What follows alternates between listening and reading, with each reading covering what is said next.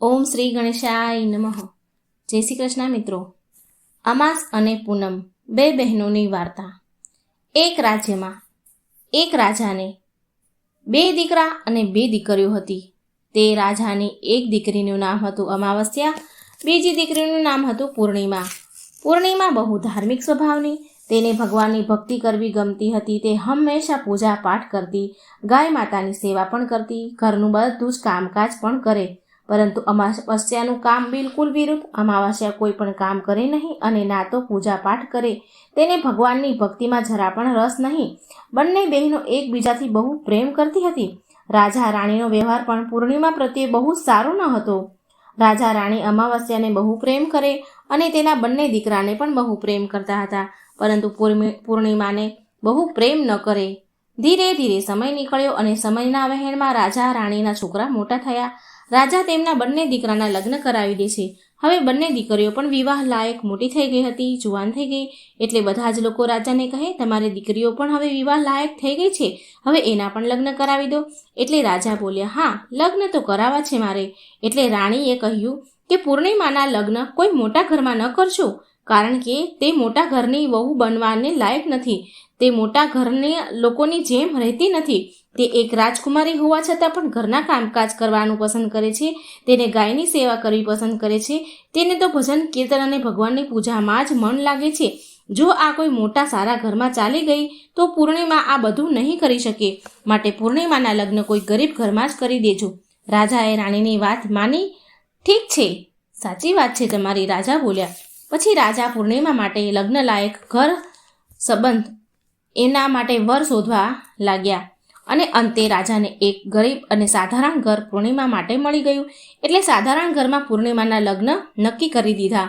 એટલે રાણી બોલી, મહારાજ, હવે અમાવસ્યા પણ લગ્નને લાયક થઈ ગઈ છે, માટે અમાવસ્યા માટે પણ સારો વર જુઓ, સારું ઘર જુઓ. બંને બહેનોના લગ્ન એક સાથે કરી દઈએ. રાજાએ એક નગરના રાજાના દીકરા સાથે અમાવસ્યાના લગ્ન પણ નક્કી કરી દીધા. રાજાએ રાણીને આ વાત કરી તો તે બહુ ખુશ થઈ અને મનમાં ને મનમાં વિચાર કરવા લાગી કે હવે જોઉં છું કે આ પૂર્ણિમા ગરીબ ઘરમાં કેવી રીતે રહે છે.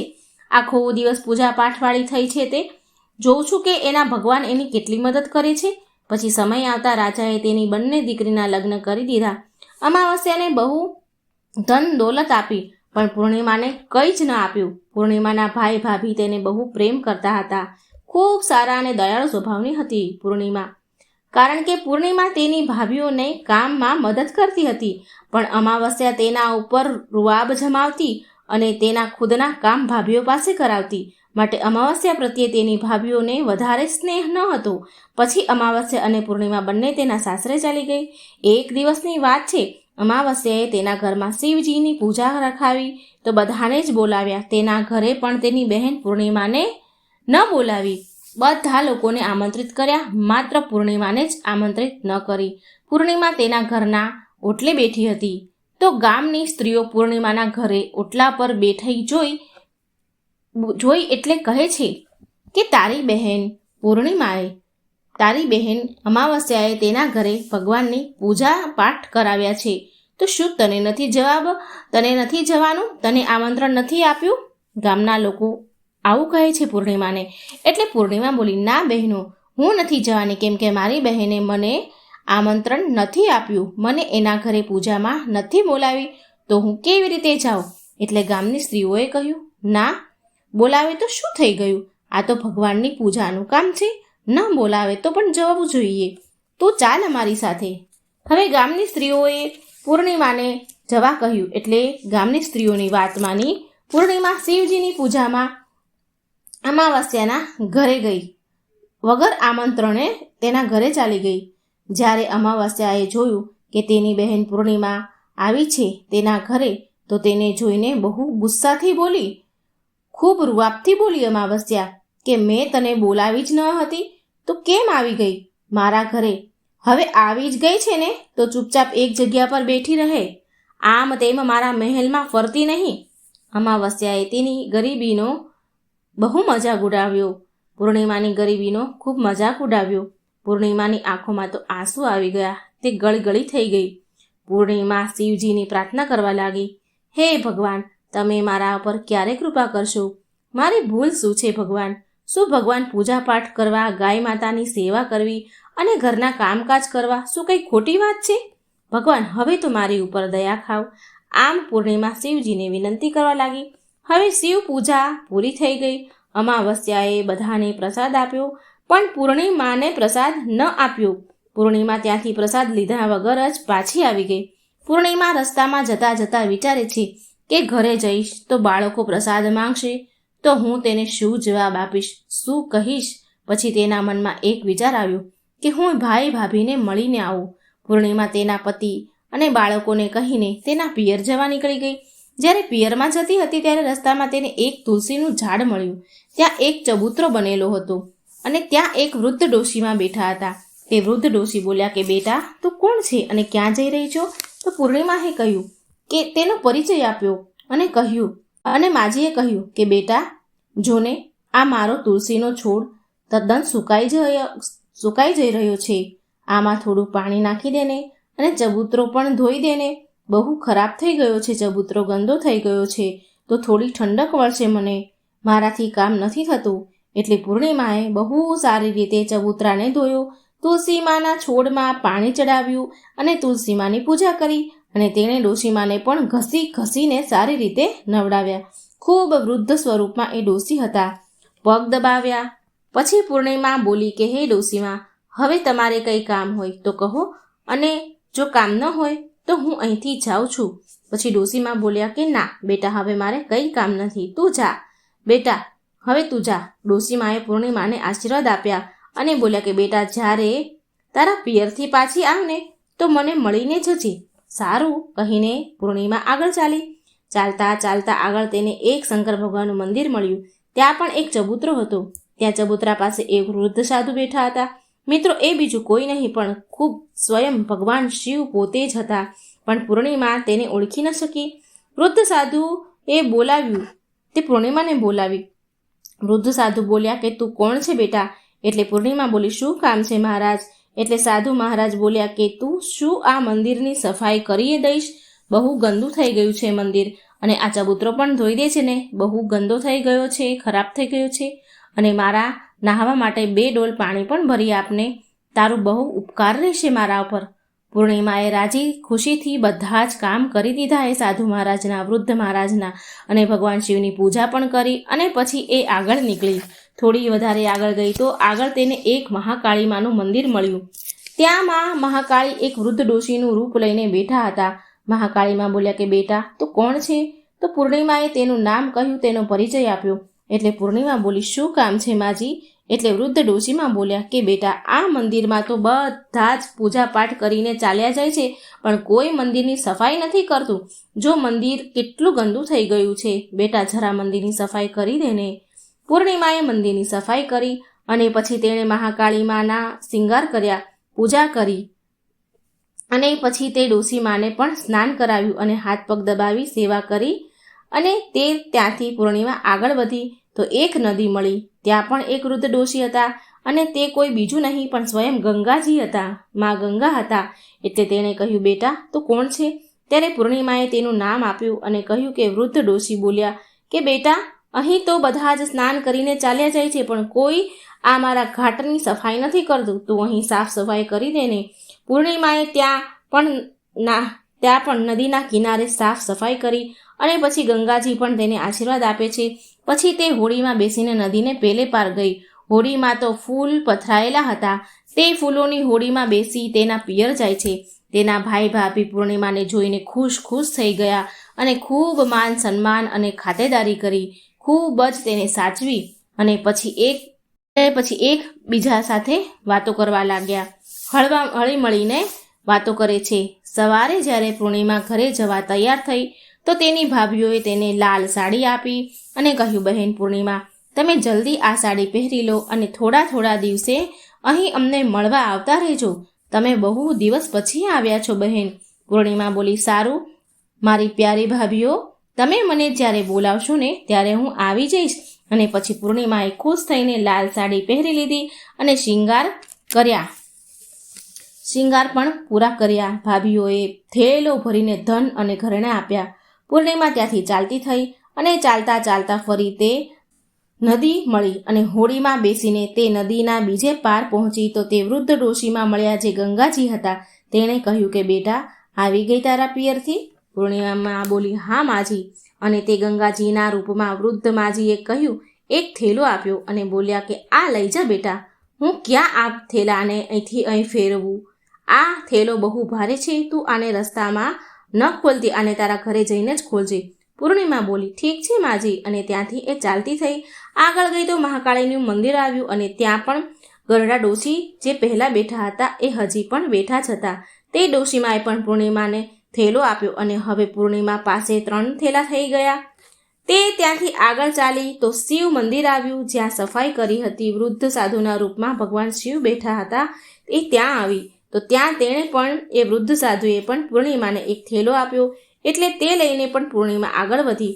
આગળ તેને તુલસીમાં મળ્યા જે તુલસીના ક્યારા પાસે એક ડોશી બેઠા હતા. વૃદ્ધ એણે મળે તો એણે પણ એક થેલો આપ્યો. હવે જ્યારે પૂર્ણિમા ઘરે પહોંચી તો તેને 5 થેલા મળ્યા.